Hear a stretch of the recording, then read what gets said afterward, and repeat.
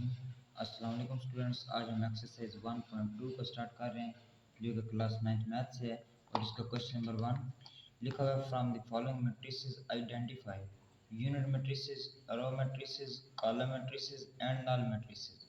अब ये कुछ मैट्रिसेस हमें गिवन है, इनमें से हमने बताने हैं कि कौन से हमारे पास यूनिट है, कौन से हमारे पास रो है, कौन से हमारे पास कॉलम है और कौन से हमारे पास नल है। तो सबसे पहले इनको समझने के लिए हमें डेफिनेशन के ऊपर जाना पड़ेगा। तो डेफिनेशन को अंडरस्टैंड करते हैं, उसके बाद इसकी सी समझाएगी।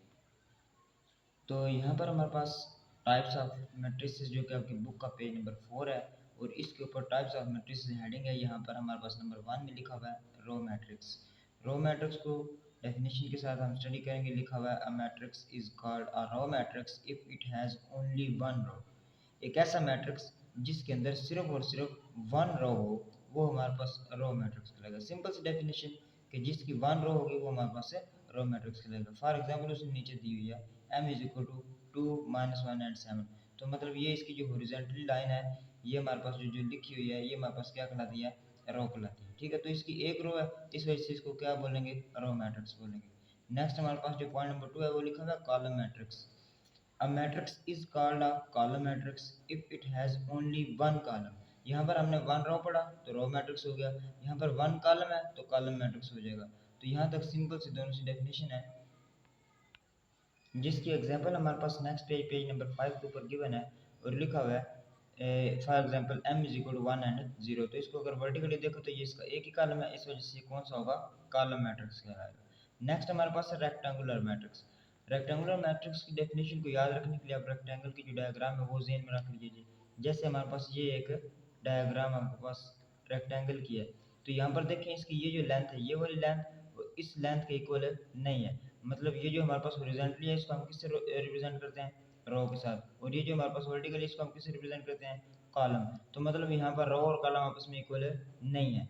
तो इस डायग्राम से भी आप याद रख सकते हैं कि ऐसा मैट्रिक्स जिसमें रोज और कॉलम्स आपस में इक्वल ना हो वो हमारे पास रेक्टेंगुलर मैट्रिक्स कहलाएंगे। अब इसको डेफिनेशन भी देख लेते हैं। A matrix M is called rectangular if the number of rows of M is not equal to the number of columns.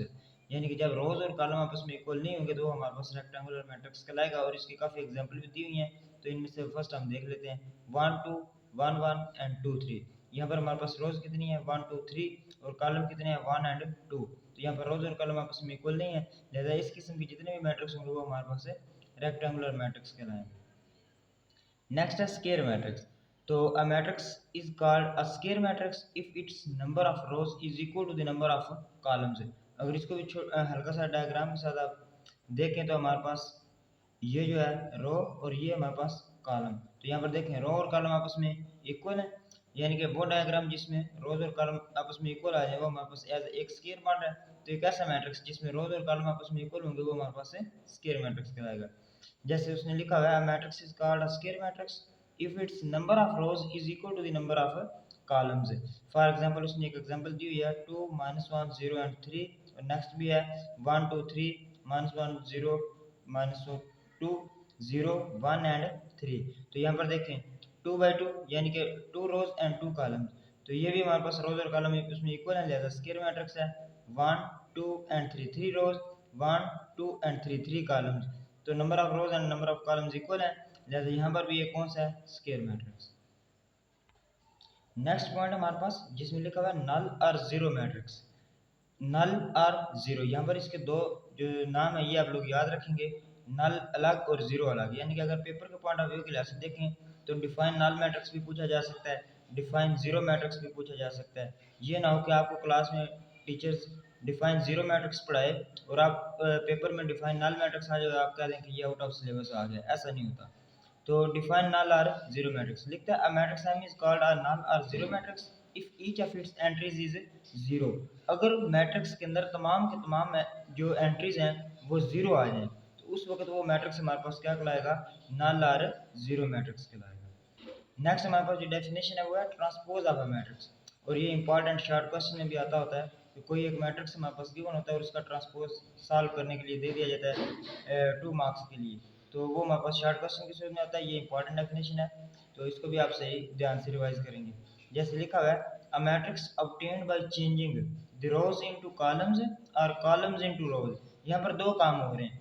Number one, rose into columns, या तो रो को कॉलम में चेंज कर दें, और या कॉलम इनटू रोज, या कॉलम को रोज में या रोज को कॉलम में, दोनों में से कोई एक काम आप लोग कर रहे हैं, जो मर्जी कर रहे हैं। अब matrix is called transpose of that matrix. तो वो जो चेंज करने के बाद आपके पास मैट्रिक्स आएगा, वो उस पहले वाले मैट्रिक्स का क्या कहलाएगा, ट्रांसपोज कहलाएगा। Then its transpose is denoted by A, और ऊपर छोटा सा टी लिख देंगे, वो उसका ट्रांसपोज शो करेगा। और ये इसकी रिप्रेजेंटेशन है। शॉर्ट क्वेश्चन या जर्नल आपके पास ये चीज़ पूछी जा सकती है कि ट्रांसपोज किसी भी मैट्रिक्स का किस तरह रिप्रेजेंट किया जा सकता है। तो उसका नेम और उसके ऊपर उसकी पावर की शक्ल में छोटा सा टी लिख दिया जाता है, वो उसका ट्रांसपोज शो हो जाता है। नेक्स्ट आपके पास पेज नंबर 6 के ऊपर डेफिनेशन है, लिखा हुआ है negative of a matrix. Let A be a matrix then its negative जो कि minus A is obtained by changing the signs of all the entries of ए।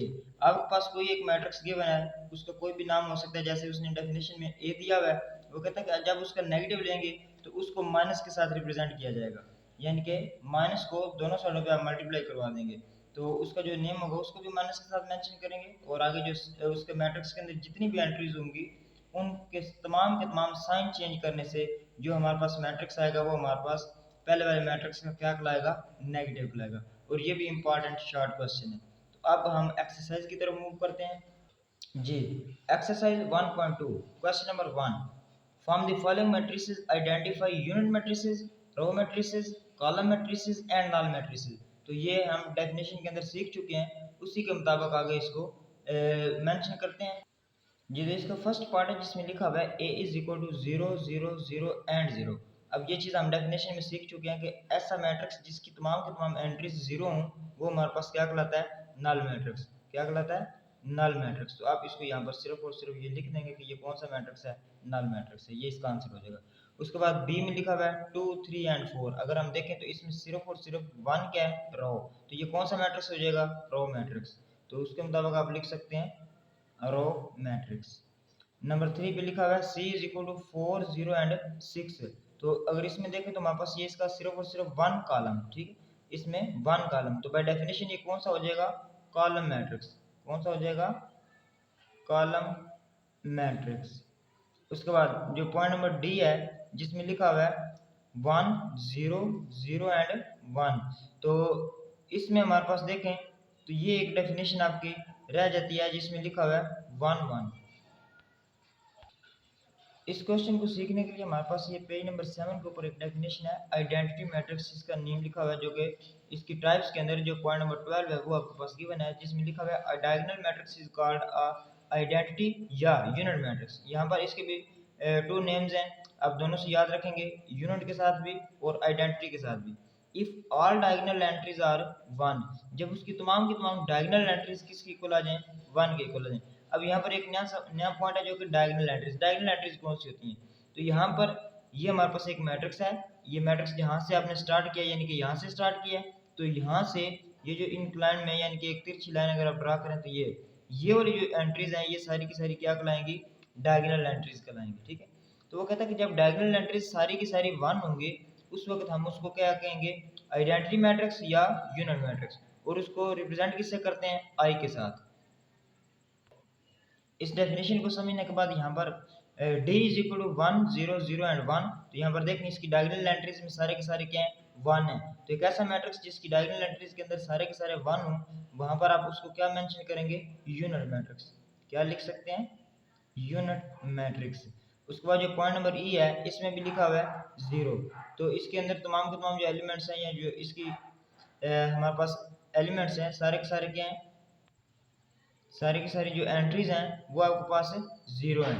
तो ऐसा मैट्रिक्स जिसकी तमाम की एंट्रीज जीरो की इक्वल है वो हमारे पास क्या कहलाता है, नल मैट्रिक्स। ठीक हो गया। तो नेक्स्ट आपके पास है F is equal to 5 6 and 7। तो यहाँ पर अगर देखें तो इसका सिर्फ और सिर्फ वन कॉलम, तो जिसकी वजह से हम इसको लिख सकते हैं कॉलम मैट्रिक्स। क्या लिख सकते हैं, कॉलम मैट्रिक्स। आई होप आपको इस क्वेश्चन की समझ आ गई होगी। इस क्वेश्चन को समझने के लिए आपको डेफिनेशन को समझना जरूरी है। जी, नेक्स्ट क्वेश्चन है क्वेश्चन नंबर 2 जिसमें लिखा हुआ है from the following matrices identify square matrices, rectangular, row, column, identity and null. तो इसमें हम बेसिकली बाय डेफिनेशन इन सब पॉइंट्स को क्लियर कर चुके हैं, तो इसी को आगे वन बाय वन सॉल्व करते हैं। इसमें अगर हम इसका पार्ट नंबर 1 देखें जिसमें लिखा हुआ है -8, 2, 7, 12, 0 एंड 4, तो यहाँ पर इसके जो नंबर ऑफ रोज हैं वो नंबर ऑफ कॉलम्स के इक्वल नहीं है, क्योंकि इसमें नंबर ऑफ रोज 2 और नंबर ऑफ कॉलम्स 1, 2 एंड 3। तो number of rose number of columns के इक्वल ना हो तो वो कौन सा होता है? Rectangular matrix. उसके बाद जो पॉइंट नंबर 2 है 3, 0 एंड 1, इसमें अगर हम देखें तो इसका ओनली 1 कॉलम, तो बाय डेफिनेशन ये क्या हो जाएगा? कॉलम मैट्रिक्स हो जाएगा।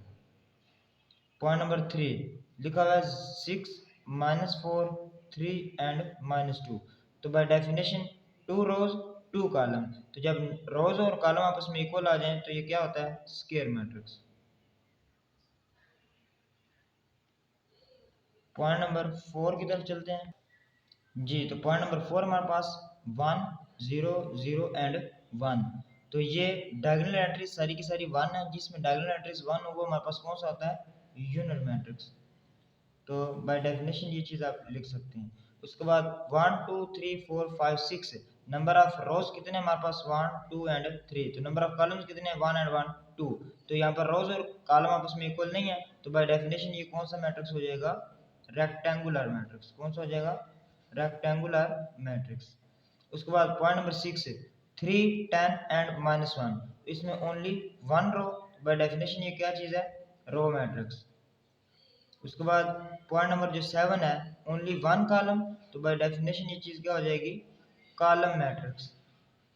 इसी तरह नेक्स्ट हमारे पास जो पॉइंट नंबर 8 है इसमें लिखा हुआ है 1, 2, 3, -1, 2, 0, 0, 0 एंड 1, तो number of rows 1, 2, 3, number of columns 1, 2 and 3, by definition number of rows is equal to the number of columns, तो ये हमारे पास कौन सा हो जाएगा? Square matrix. उसके बाद पॉइंट नंबर 9 जिसमें लिखा हुआ है 0, 0, 0, 0, 0 एंड 0, तो यहाँ पर तमाम के तमाम एंट्रीज इसकी 0 के इक्वल हैं, जिसकी वजह से बाय डेफिनेशन आप इस चीज़ को क्या लिख सकते हैं? नल मैट्रिक्स लिख सकते हैं। तो आप लिख सकते हैं नल मैट्रिक्स। तो आई होप आपको इस क्वेश्चन की सही समझ आई होगी। इसके लिए आपको इसकी डेफिनेशंस को सही समझना जरूरी है।